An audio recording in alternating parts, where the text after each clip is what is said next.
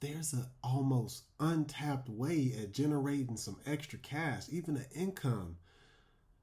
My goodness, farmers markets, farmers markets, vendors markets. Let me tell you about it.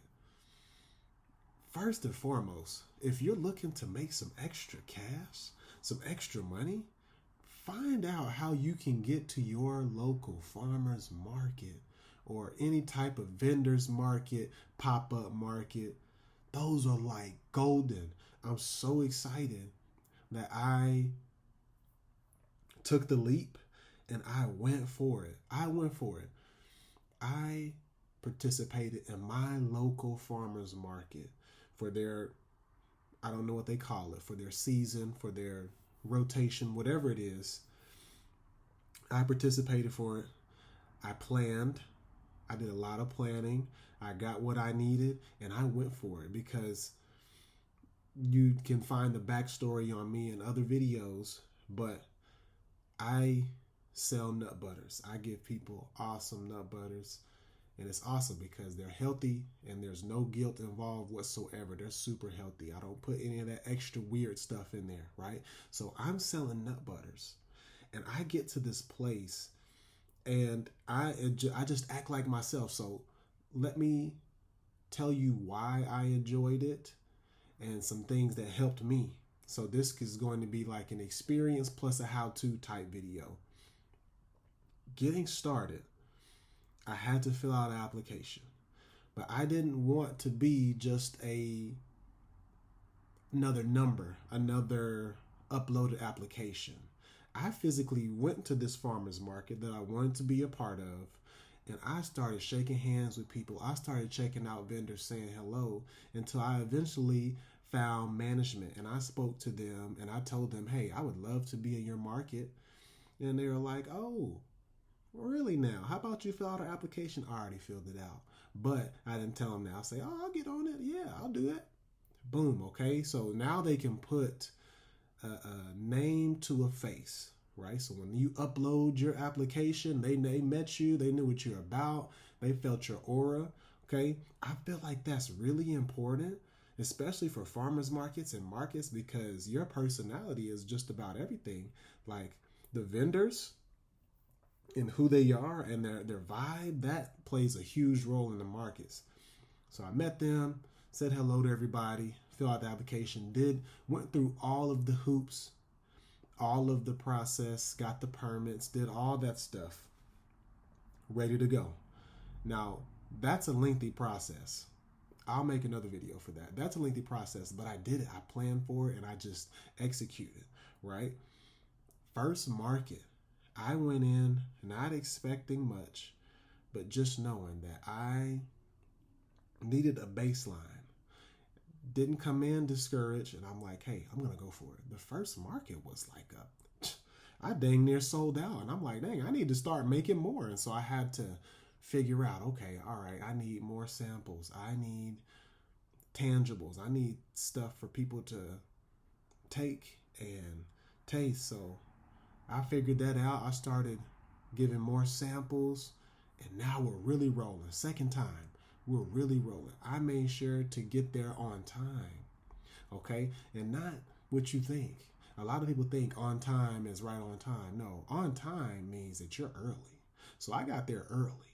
If we started at 9, that means I was there 8:15, 8:30 latest. I'm set up, I'm ready to go, because people, when they come to the farmer's market, I am an avid farmer's market goer.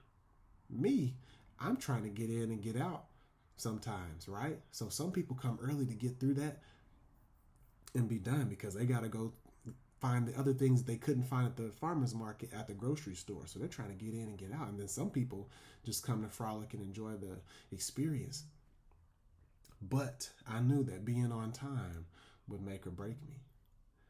The next thing that I would suggest, if you are interested in getting into this, like it's a great opportunity. If you're interested in getting into it, the next thing I would suggest is your product needs to have some sort of why you're doing it.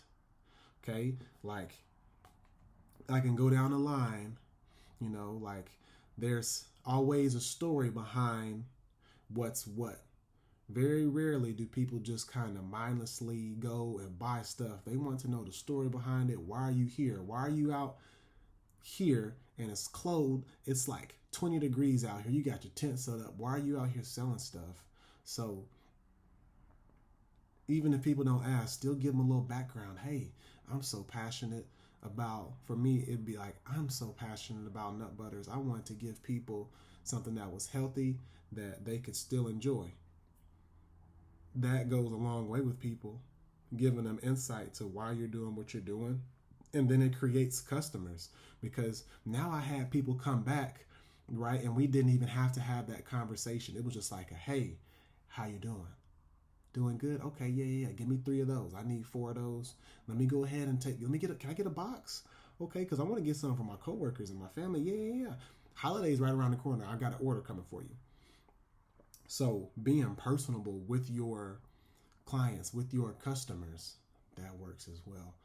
And also, I feel like the next one I would recommend is creating like a comeback factor, like a giving them reason to come back. So for nut butters, I gave jars where you just get just a little bit of taste, just a little bit. I gave 4-ounce jars.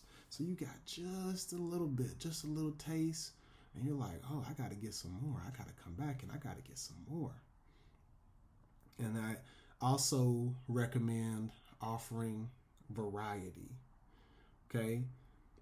It may not be for everybody, but offering choices and variety for people to choose from. Not too much and not too little. Like a fine sweet spot. So for an example, for my nut butters, I started off with peanut butter cup, what else?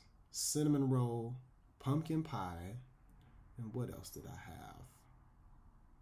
I had another one. I think it was just regular hazelnut butter. Those are the 4 that I started off with, and I felt like that was really good to start off with. Now, obviously, I added more, but I gave options. You got to give people options. Whatever you're selling, give options. Whether it's woodwork, whether it's an actual food product, people got to have options. And lastly, I'm going to end this. Well, two things, then I'll be done. Samples. I'm going to go back to samples. People need to be able to taste it. And they don't want just a random sample. Well, from my understanding as a consumer and as the seller, you don't want just a random sample. Hey, here, have this. You want to, hey, would you like to try this? This is our blah, blah, blah, blah, blah. Tell us what you think. Open the gates for conversation. What do you think? For an example, I'd be like, hey, do you like nut butters? Or hey, do you like peanut butter? Okay, you like peanut butter? Let me tell you about my nut butters, okay? Peanut butter's kind of played out. Here are my awesome nut butters that are nowhere close to peanut butter. They are so much more flavorful, and you can feed it to your kid. You can feed it to people that have a peanut allergy, so they can't have peanuts, but they can have this for sure. The samples. You have to give the samples, and you have to be personable with the samples. Hey, here, try this. Don't just put it out there and have it out for people just to come up and just try, because then you get that, when you go to Sam's Club, when you go to Costco and they got them samples sitting out and there's nobody right there to talk to you, you know what you do. You know what you do, because I do it too. You go and you grab, okay, all right, it's got to be something really good for you to buy it. But you know what you do, because I do it too. We all do it. If a sample's just sitting out, you grab it. Okay, that's good. And then you go on about your business. The sample has to have purpose. Okay. And then lastly, I would say that you need a way for them to contact you if they want more, or if you are not at the market. Okay, so a good example of this would be like a newsletter, social media, website, because now you're then bridging that gap for them to continue the conversation. Hey, I would like blah, blah, blah, but I'm going out of town. Can I pre-order? Hey, I would like blah, blah, blah. But I noticed that you weren't there. Is there a way that I can purchase it from you? I am not an expert, but I must say that I did super well during this circuit. It has me hype. It's like 11 o'clock right now, and I'm hyped just talking about it because I did the things that I felt would make me successful. And I feel like if you take care of people, they're going to take care of you. So I did these things, and I'm no expert. I'm no expert, but I have reached super high success with this. And I just wanted to share my experience and some things that I can feel will help you. So good luck. If you're into it, if you're thinking about it, this is your sign just to try it because my goodness, it's untapped. A lot of these markets are looking for vendors. A lot of these farmers markets are looking for vendors. A lot of these events are looking for vendors. I'm telling you, this is your sign. Go for it. Start small. I would rather you sell out and pass out business cards or have a scanner and say, hey, I'm all sold out today. That means it's good. Come back next time. Then you miss the opportunity because this right here is you are being great. You're being great. That's all it is. So if you're thinking about it, you're on the fence, do it. Get started. Fill out that application. Fill out the paperwork. Do what you got to do. Get your permits. Get all of that stuff situated because you can. You can do this. And I want to be a voice to you and let you know that you can do this. I've done it and I had a blast. And I'm going to continue to have a blast because I've signed up for more and I keep going to more. And I'm like, this is great. What the heck? Why didn't I start this sooner? So do it and get started. Thank you for watching. More to come.